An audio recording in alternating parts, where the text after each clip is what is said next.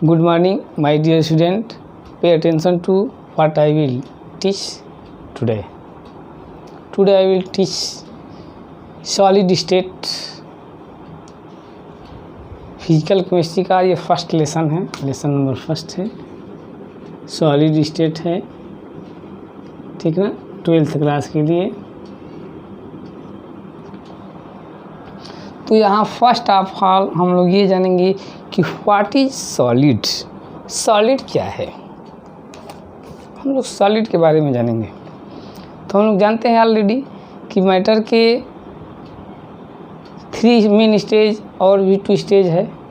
तो ये स्टेट है of matter, the state of matter in which constituent particles, atoms and molecules is closely packed. Matter के state, इस state में जो कंस्टिट्यूएंट पार्टिकल्स होते हैं क्लोजली पैक्ड होते हैं, नॉन मूवेबल होते हैं, केवल अपने मीन पोजीशन के इधर उधर एसिलेट करते हैं, नॉन कंप्रेसिबल होते हैं, इसको हम कंप्रेस भी नहीं कर सकते हैं। इस स्टेट ऑफ मैटर में का जो शेप और साइज फिक्स होता है, वॉल्यूम भी फिक्स होता है। तो the state of matter in which, ठीक, shape and size volume fix होता है और इनकम्प्रेसिबल होता है, फ्लूइडिटी नहीं होती है।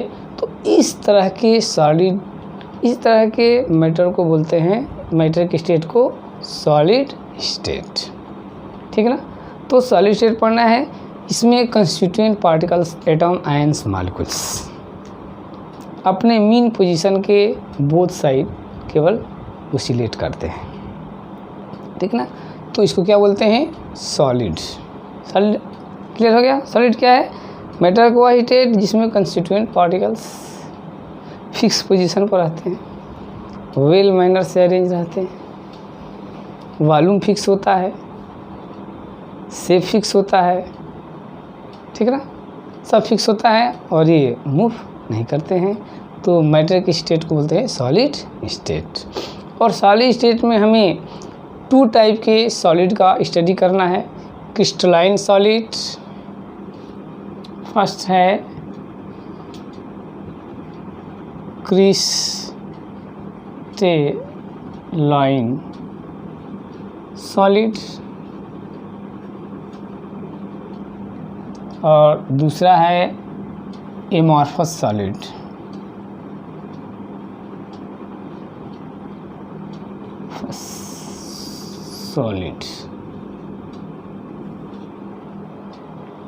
अब क्या इन दोनों में डिफरेंसेस है। तो क्रिस्टलाइन सॉलिड में जो कंस्टिट्यूएंट पार्टिकल्स होते हैं वे वेल मैनर से अरेंज होते हैं, लॉन्ग रेंज ऑर्डर होता है। इस सॉलिड में क्या होता है, लॉन्ग रेंज ऑर्डर होता है, मेल्टिंग और बॉइलिंग पॉइंट शार्प होती है, टू द पॉइंट होता है। इसमें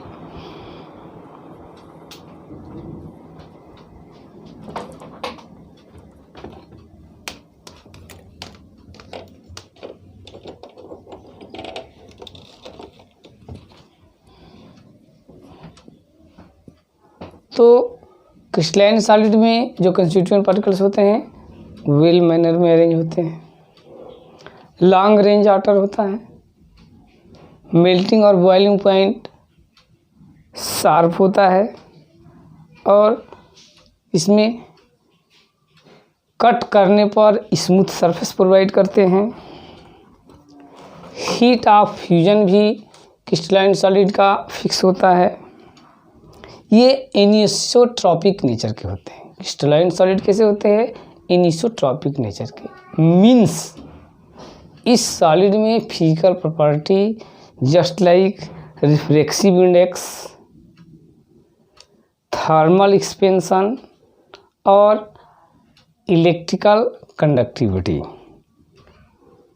अलग अलग डायरेक्शन में डिफर प्रॉपर्टी शो करता है। बट इसमें एनिसोट्रॉपिक नेचर मीन्स ये होता है कि क्रिस्टलाइन सॉलिड में फिजिकल प्रॉपर्टी बताया है आपका thermal expansion, reflexive index, electrical conductivity. Crystalline solid में डिफर डायरेक्शन में ये प्रॉपर्टी क्या होती है, डिफर होती है। तो आपके ये क्रिस्टलाइन सॉलिड हो गया। एग्जांपल में सोडियम क्लोराइड और मेटल्स ये सब हो जाते हैं। ये ट्रू सॉलिड होता है। क्रिस्टलाइन सॉलिड क्या होता है, ट्रू सॉलिड होता है। फिर से ध्यान दीजिए, क्रिस्टलाइन सॉलिड में जो कंस्टिट्यूएंट पार्टिकल्स होते हैं, atoms, ions, molecules, well manner से अरेंज होते हैं। लॉन्ग रेंज ऑर्डर होता है। Melting point two the point होता है। कट करेंगे तो स्मूथ सरफेस प्रोवाइड करते हैं। एनिसोट्रॉपिक नेचर के होते हैं। एनिसोट्रॉपिक नेचर मीन्स जो फिजिकल प्रॉपर्टी है आपका thermal expansion, reflexive index, electrical conductivity अलग अलग डायरेक्शन में अलग अलग होते हैं इसमें क्रिस्टलाइन सॉलिड में, ठीक ना। हीट ऑफ फ्यूजन भी टू द पॉइंट होता है। नेचर ट्रू सॉलिड होते हैं। लॉन्ग रेस हो गया। अब एमॉर्फस सॉलिड में इसमें कंस्टिट्यूएंट पार्टिकल्स वेल मैनर से अरेंज नहीं होते हैं, इधर उधर अरेंज होते हैं। शॉर्ट रेंज ऑर्डर होता है। मेल्टिंग पॉइंट इसका शार्प नहीं होता है, ठीक ना। दो पॉइंट के बीच में ये जो है कि इसका धीरे धीरे पहले जो है कि ये लूज होगा, उसके बाद फिर मेल्ट होता है। इधर टू द पॉइंट मेल्ट होते हैं क्रिस्टलाइन, और ये इसका एक रेंज के अंदर जो है कि मेल्ट होता है। ये एनिसोट्रॉपिक, ये और ये होता है आपका आइसोट्रॉपिक नेचर, एमॉर्फस सॉलिड। किस नेचर का होता है, आइसोट्रॉपिक नेचर मीन्स इसमें जो फिजिकल प्रॉपर्टी होता है थर्मल एक्सपेंशन, रिफ्लेक्सिव इंडेक्स और इलेक्ट्रिकल कंडक्टिविटी ऑल डायरेक्शन में सेम होता है। तो एनिसोट्रॉपिक नेचर होता है और ये होता है आपका आइसोट्रॉपिक नेचर। एमॉर्फस सॉलिड ये स्यूडो सॉलिड होता है। इसको सुपर कूल्ड लिक्विड भी बोलते हैं। एमॉर्फस सॉलिड को सुपर कोल्ड लिक्विड मीन्स ये एक तरह का लिक्विड ही होता है जो कि सुपर कूल होता है, ठीक ना। ये धीरे धीरे फ्लो करता है। ऐसा पाया गया है कि पुरानी जो ओल्ड बिल्डिंग्स हैं उसमें जो विंडो पर जो इसके कांच ऊँच मतलब कि ग्लास व्लास के पैनल लगे रहते हैं विंडो में, वे बहुत ज़्यादा दिन होता है तो धीरे धीरे फ्लो हो जाते हैं। ऊपर का सरफेस उसका जो होता है पतला और नीचे कुछ चौड़ा हो जाता है, मतलब ये धीरे धीरे फ्लो करता है। तो ये स्यूडो सॉलिड होता है। आपका प्लास्टिक जो हम लोग यूज करते हैं, रबर, ठीक ना, ये सब एमॉर्फस सॉलिड में आते हैं। तो हमारे सॉलिड क्रिस्टलाइन सॉलिड और एमॉर्फस सॉलिड क्लियर है। एमॉर्फस सॉलिड में एक बार फिर से देखते हैं, जो कंस्टिट्यूएंट पार्टिकल होते हैं वेल मैनर से अरेंज नहीं होते हैं। शॉर्ट रेंज ऑर्डर होता है। मेल्टिंग और boiling point two the point नहीं होता है, एक रेंज के में वो मेल्ट होते हैं। आइसोट्रॉपिक नेचर के होते हैं means physical property, reflexive index, thermal expansion और इलेक्ट्रिकल कंडक्टिविटी सभी डायरेक्शन में सेम होता है, ठीक ना। ये हो जाएगा आपका, ये स्यूडो सॉलिड होते हैं। सुपर कूल्ड लिक्विड होता है एमॉर्फस सॉलिड, ठीक है ना। एग्जाम्पल बता दिए हैं। तो दो हो गए सॉलिड, क्रिस्टलाइन सॉलिड और एमॉर्फस सॉलिड। क्रिस्टलाइन सॉलिड में सोडियम क्लोराइड, कॉपर, ठीक है, आइस, ये है आपकी क्रिस्टलाइन सॉलिड। और ये रबर है आपका, हो गया ये प्लास्टिक, उसके बाद चारकोल, उसके बाद ऐसे बहुत सारे जो है चीज़ है जो कि एमॉर्फस के अंदर। हमें क्रिस्टलाइन सॉलिड को डिटेल में स्टडी करना है, ठीक। तो क्रिस्टलाइन सॉलिड को हम डिवाइड कर देते हैं फॉलोइंग कैटेगरी में। किस किस कैटेगरी में जो है कि हम डिस्ट्रीब्यूट करते हैं इसको, तो देखते हैं। क्रिस्टलाइन सॉलिड को डिवाइड करते हैं आपका first molecular solid, molecular solids, ठीक है ना। फर्स्ट है मॉलिक्यूलर सॉलिड, और मॉलिक्यूलर सॉलिड को हम फिर डिवाइड कर देंगे तो इसमें हो जाएगा नॉन पोलर, और इसमें हो जाएगा पोलर, और इसमें हो जाएगा हाइड्रोजन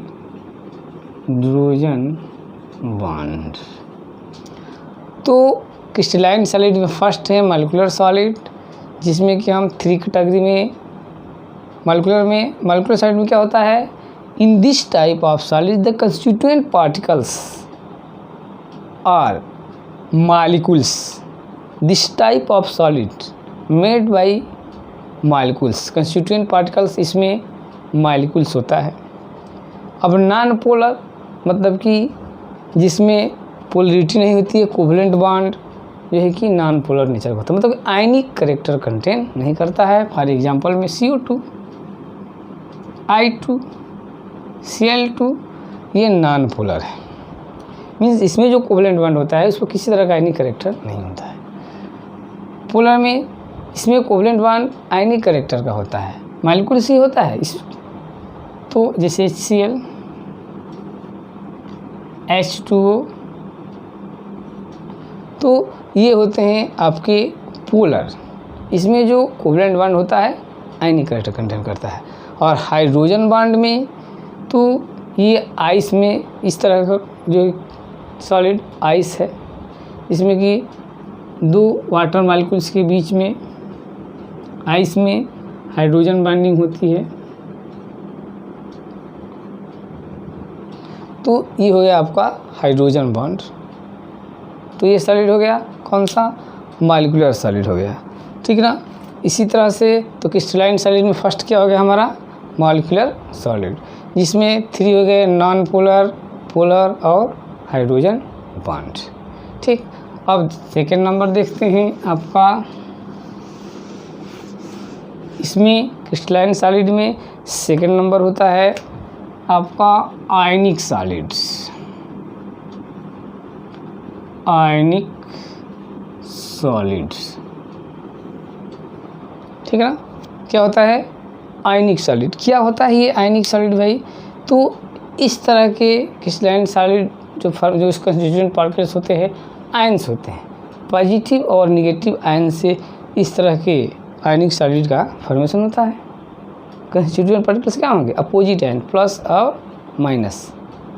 तो फॉर एग्जांपल में sodium chloride, calcium oxide, magnesium chloride, ये सब जो है कि इसके सॉलिड क्या होते हैं, आयनिक सॉलिड कहलाते हैं।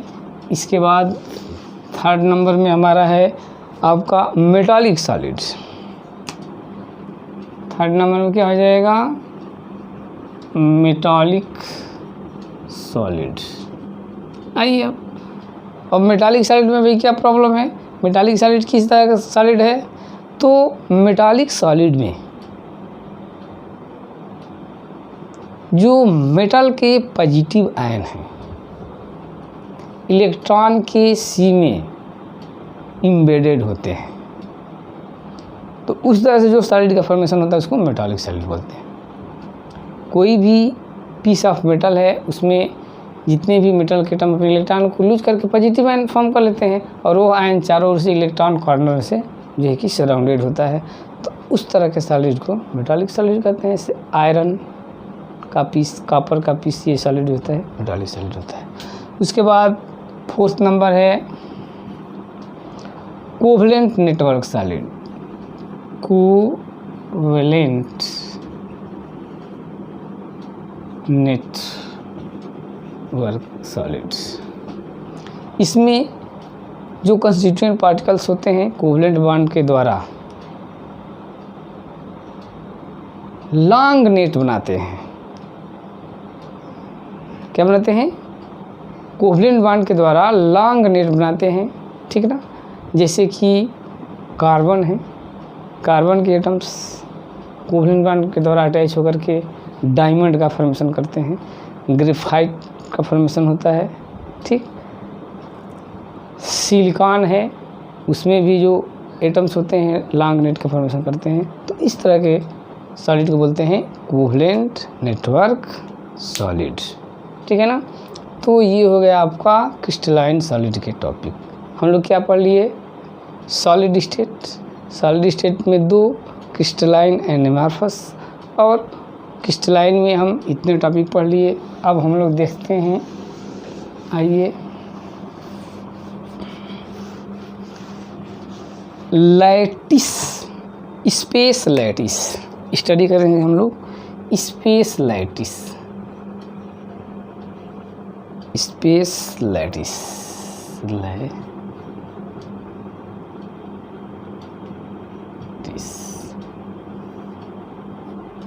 किसी भी क्रिस्टलाइन सॉलिड में कंस्टिट्यूएंट पार्टिकल्स का 3D में arrangement, the 3D arrangement of constituent particles in a crystalline solid is known as space lattice।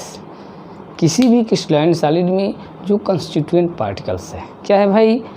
Atoms, ions and molecules, वो X axis, Y axis, Z axis, तीनों axis में 3D में कैसे arrange रहता है, that arrangement, उस arrangement को बोलते हैं स्पेस लैटिस, ठीक है ना। क्या बोलेंगे? Space lattice. जैसे हम लोग देख लेते हैं, जैसे है ये कोई सॉलिड में कंस्टिट्यूएंट पार्टिकल्स हैं,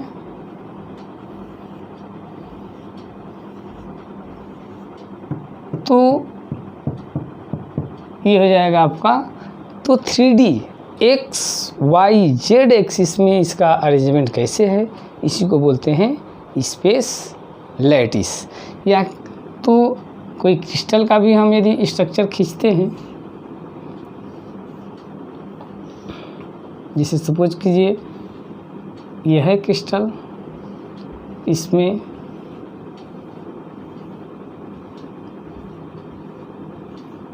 तो ये हो जाएगा आपका स्पेस लैटिस, ठीक है ना।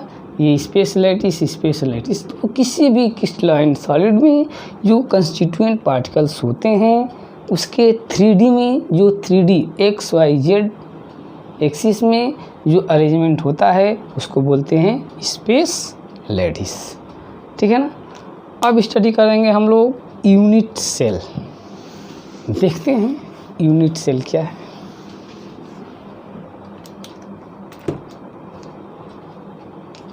यूनिट सेल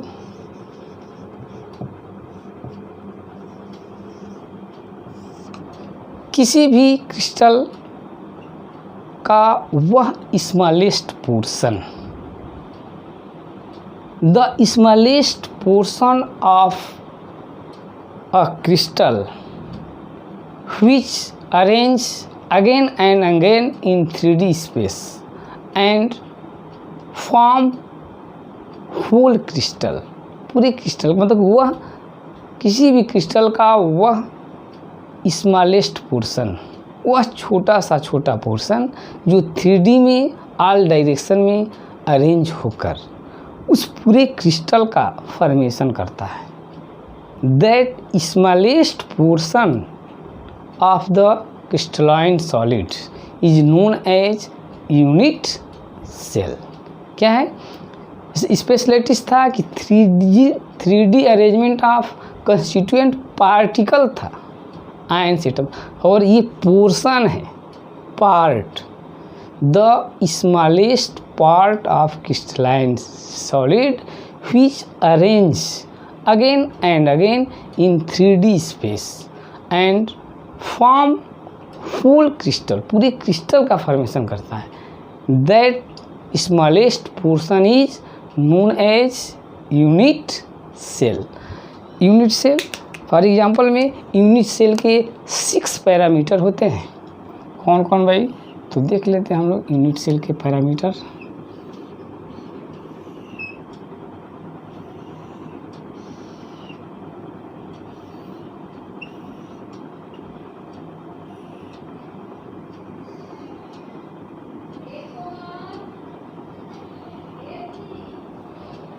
अब इसमें तो यूनिट सेल के पैरामीटर में आपका होता है एज लेंथ। यूनिट सेल के पैरामीटर में पहला क्या हो जाएगा, एज लेंथ होता है। यूनिट सेल है तो उसमें एज लेंथ होगा, ठीक ना। तो एज लेंथ में आपका जैसे यूनिट सेल का पैरामीटर है ये एक हो जाए एज लेंथ, इसमें एज लेंथ होगा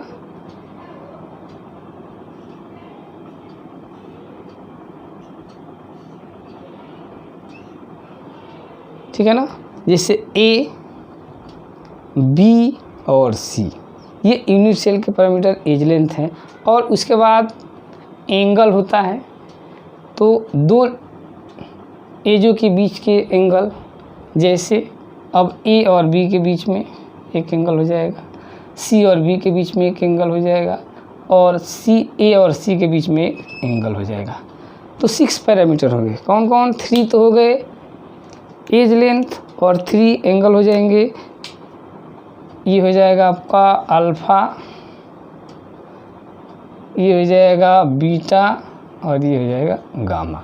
तो ये करेक्टरिस्टिक्स है यूनिट सेल के। करेक्टरिस्टिक्स क्या है भाई? तो एज लेंथ एंड एंगल। तो एज लेंथ क्या है? ए बी सी, और एंगल अल्फ़ा बीटा गामा। तो ये हो गए आपके यूनिट सेल के जो है कि पैरामीटर, ये करेक्टरिस्टिक्स होते हैं। तो यूनिट सेल और स्पेस लैटिस, यूनिट सेल को भी विधिवत कंसेप्चुअल जानना जरूरी इसलिए क्योंकि इसी पर आगे हम लोग स्टडी करेंगे, ठीक है ना। तो एक बार फिर से देखते हैं स्पेस लैटिस क्या है। तो वो भी 3D अरेंजमेंट है, और ये भी 3D। डिफरेंस देखिए, 3D arrangement of constituent particles in a crystal, atom ions molecules 3D arrange रहता है, उसको बोलते हैं स्पेस लैटिस। और ये है कि द स्मॉलेस्ट पोर्शन पार्ट भाग of the crystalline solid which repeat again and again X Y Z axis and form the whole crystal का फॉर्मेशन करता है, उसको बोलते हैं यूनिट सेल। और यूनिट सेल के 3 parameter edge length and angle, A B C ये edge length हो गए, अल्फ़ा बीटा गामा क्या हो गया? एंगल हो गया, ठीक है ना। अब ये बहुत इंपॉर्टेंट चीज़ है। अब देखते हैं नेक्स्ट हमारा है वो है कोऑर्डिनेशन नंबर। ध्यान दीजिए क्या है? Coordination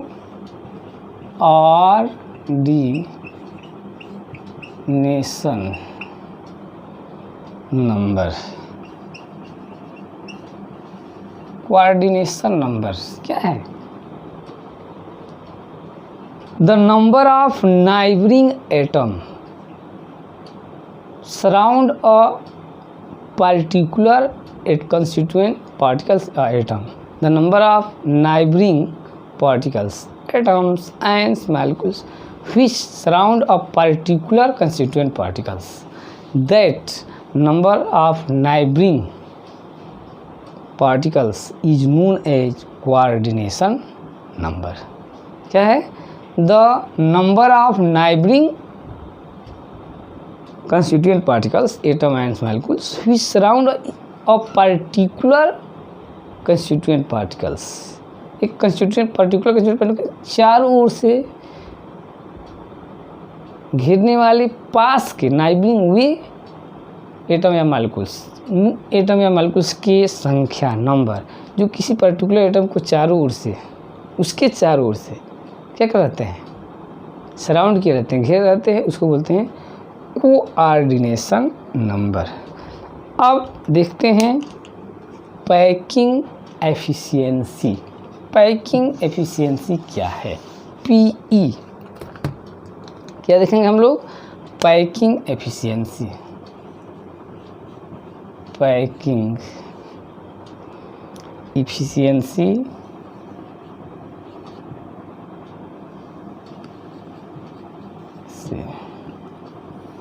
ratio of volume of total particle present in crystal. ध्यान दीजिए, क्या है? Ratio of volume of total particle present in crystal and volume of unit cell.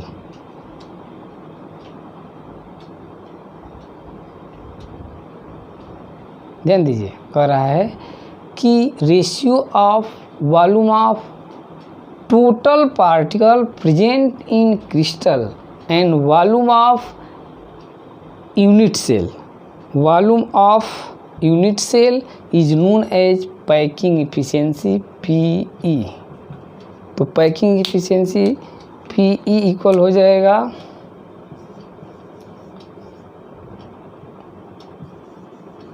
Volume of total particle in crystal by volume of unit cell. और PE equal हो जाएगा Z into one particle. तो particle क्या है भाई? Z तो number हो जाएगा, तो नंबर ऑफ पार्टिकल, और वन पार्टिकल का वॉल्यूम इस पार्टिकल का स्फीयर टाइप का होता है, तो स्फीयर का क्या हो जाएगा? 4/3 πr³ अब बटे में ये 3 यूनिट सेल का वॉल्यूम। इस फॉर्मूले से हम लोग आगे जो है कि क्वेश्चन करेंगे, तब तक इसको आप लोग लर्न करेंगे। और इसके बाद जो है कि ज्योमेट्री है जो कि नेक्स्ट वीडियो में आप लोगों को प्रोवाइड किया जाएगा। तब तक के लिए आप इसको स्टडी कीजिए और नेक्स्ट वीडियो में हम लोग मिलेंगे, ठीक है ना? थैंक्स।